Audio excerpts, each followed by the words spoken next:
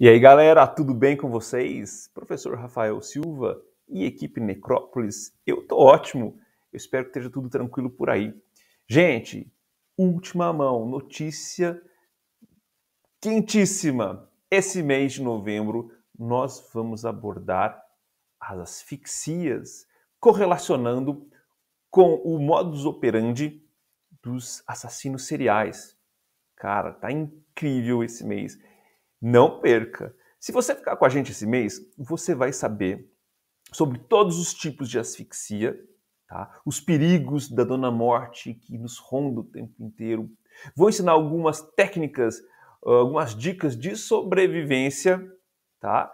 E vai saber diferenciar também os diferentes as diferentes classificações de asfixia, desde um confinamento, quando a pessoa fica presa num ambiente onde não existe renovação de oxigênio, até a substituição do meio respirável por líquido, por substância semissólida e, por fim, das constrições cervicais. E muita gente acha que tudo é enforcamento, mas não. Você vai saber a diferença de cada tipo, da mão, uma corda no pescoço ou até pendurado. Tudo é enforcamento para aqueles telejornais que escorre o sangue pela tela. Eles falam de enforcamento, todos os tipos de constrição cervical.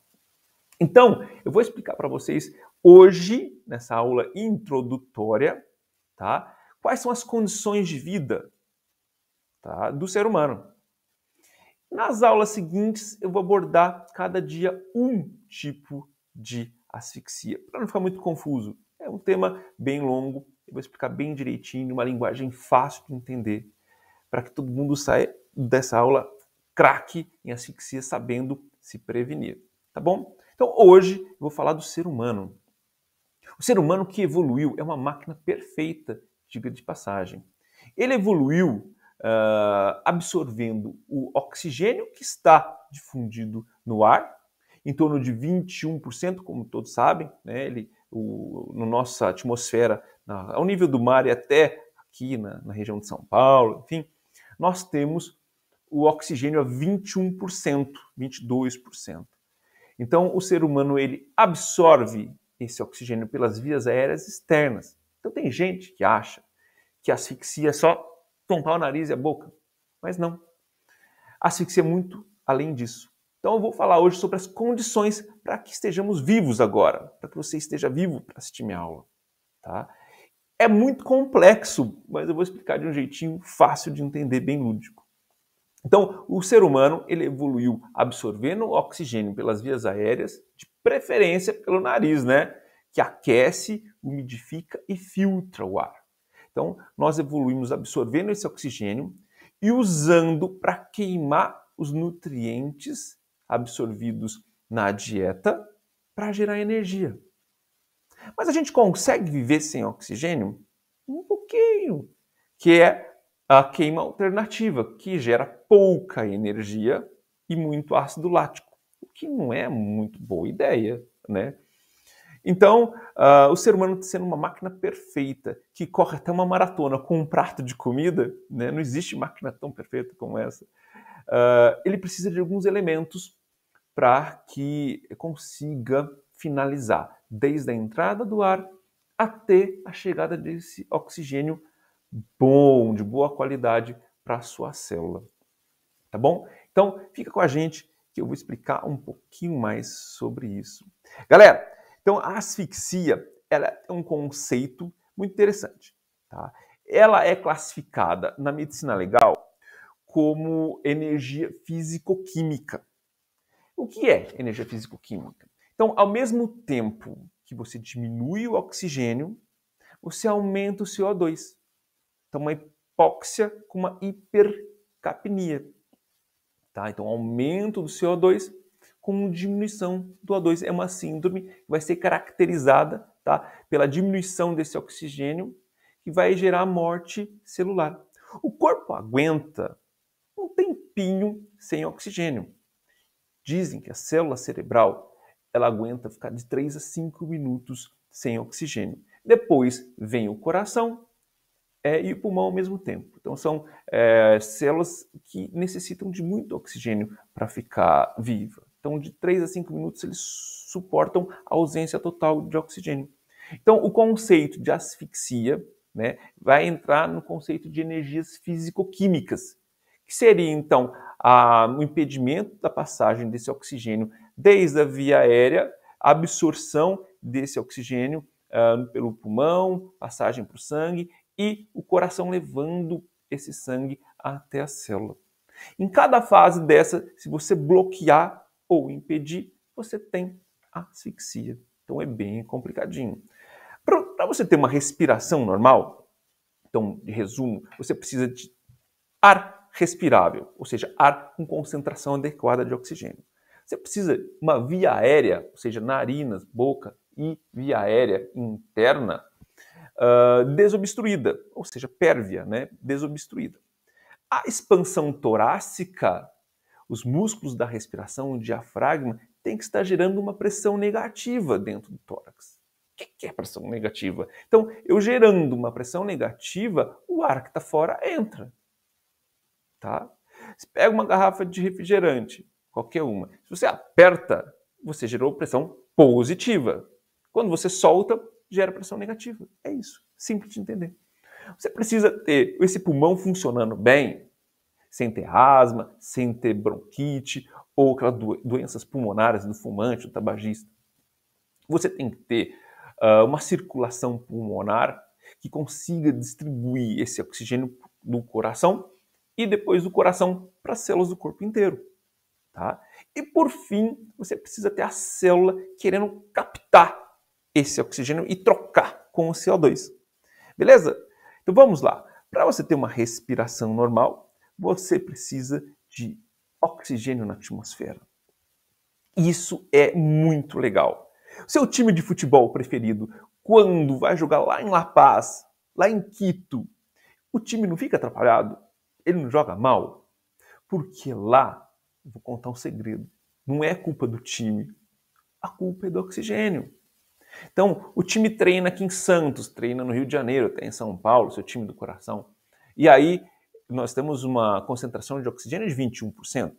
Quando ele chega lá em La Paz, 3.400 metros de altitude, você reduz para 12, para 13 a concentração do oxigênio. E aí, abaixo de 15%, a pessoa já começa a ter alteração de pensamentos, de coordenação motora, da parte muscular. Por quê?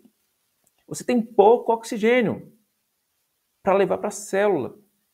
Tá? Você fica respirando mais rapidamente, o coração bate mais rápido, então o consumo de energia aumenta com baixo rendimento.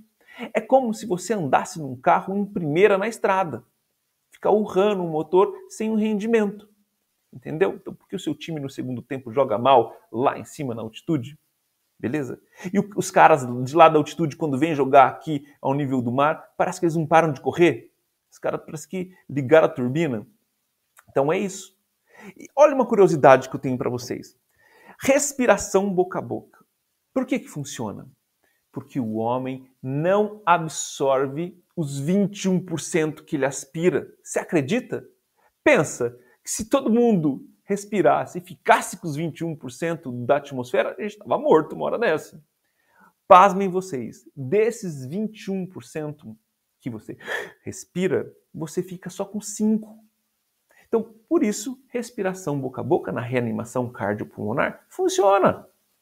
Porque você devolve 15 para a pessoa e 15 já é melhor que 0. Olha a dica. Então, conforme você sobe, tá? Diminui a concentração de oxigênio e aí o rendimento celular também reduz. Então, e outra informação importante que eu tenho para vocês. Olha lá, abaixo de 15% é significativamente, tá, reduzido o seu rendimento muscular. Tá? Se a concentração de oxigênio chega em 10%, a pessoa já desmaia. Tá? E abaixo de 8% pode acontecer a morte. Tá? 3% de oxigênio é incompatível com a vida. Pasmem vocês. Você precisa também, não perca a linha aí, você precisa da via aérea eficiente. Então, temos a parte externa, narinas e boca, e a parte interna. Qualquer obstrução, tá, pode gerar, então, asfixia. E eu já peguei caso de pessoa que engasgou com salsicha, com pedaço de carne, com coxinha, com peixe, com papelote de droga escondendo da polícia. Olha só, acontece. Depois, o tórax tem que expandir. Então, esse experimento que eu lembro da escola é fantástico. O cara vedou uma garrafa de refrigerante, uma garrafa PET, colocou uma bexiga aqui para simular o diafragma, vedou a entrada, o caninho, a bexiguinha, tudo vedadinho. Quando eu gero pressão negativa, ou seja, quando eu puxo o diafragma para baixo, a bexiga enche. Eu juro para vocês que ela enche. É verdade. Então, a caixa torácica tem que estar selada. Então, qualquer furo na caixa torácica não é capaz de gerar pressão negativa e o pulmão não enche. Por fim, você precisa da circulação. E quando eu falo de circulação, não é só a circulação para levar o sangue do pulmão para o corpo, principalmente na região do pescoço, porque nós temos aqui as constrições cervicais. Falta, então, sangue na cabeça. Então, não necessariamente você precisa obstruir a traqueia com a mão, com a corda. Só de obstruir as artérias e as veias já é capaz de gerar asfixia. Eu não vou simular aqui para vocês, mas depois eu conto nas próximas aulas sobre as constrições cervicais. Bacana? Gente, o que eu tinha para falar para vocês hoje é só essa introdução. Então pensem, esqueci de uma coisa. Existem medicamentos que geram uma asfixia celular. Você acredita? Então, azul de metileno, o paracetamol em grandes quantidades, ele estabiliza a célula, o oxigênio está tudo certinho, o que eu falei para vocês, o oxigênio chega na célula, a célula, eu estou de boa.